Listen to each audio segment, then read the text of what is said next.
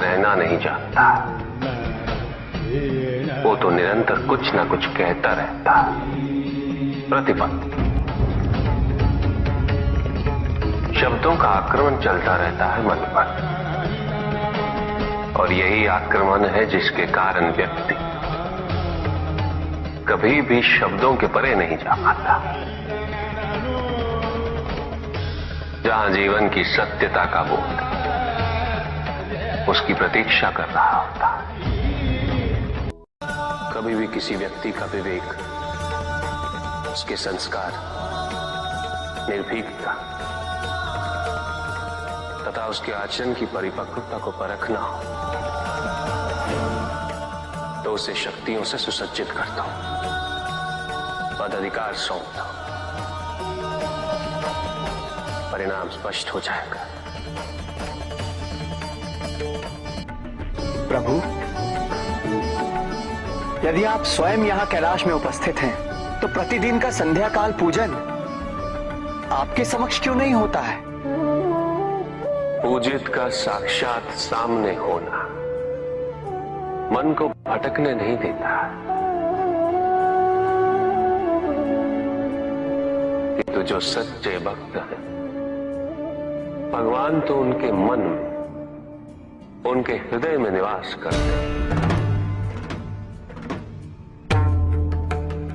जिनके हृदय में श्रद्धा है, उनके लिए पूजा करने हेतु अपने आराध्य का साक्षात सामने होना अनिवार्य नहीं।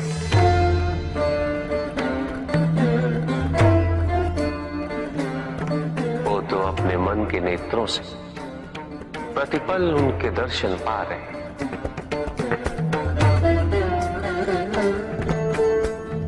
उनकी प्रत्येक अनुभूति में भगवान है।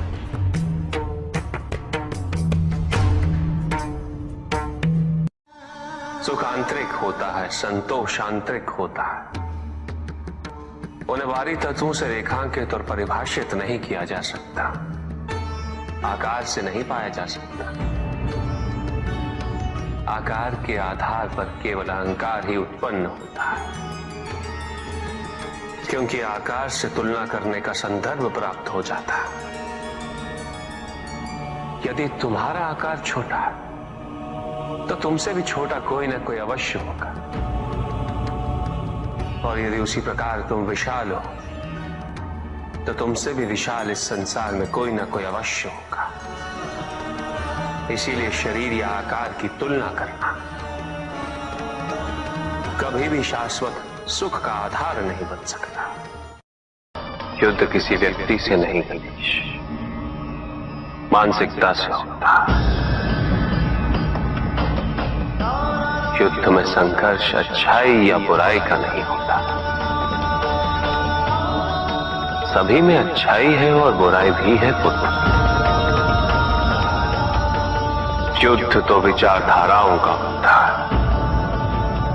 व्यक्ति अपने पराक्रम पर, अपनी क्षमता पर